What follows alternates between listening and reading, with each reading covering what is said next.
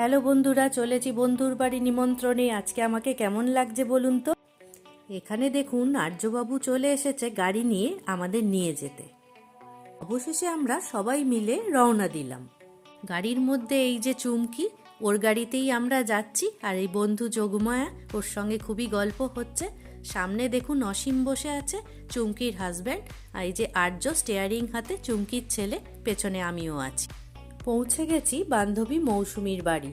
পৌঁছেই বাড়ির সামনে সকলে মিলে আড্ডায় বসে গেছি। ইতিমধ্যেই এসে পৌঁছালো গরম গরম স্টার্টার।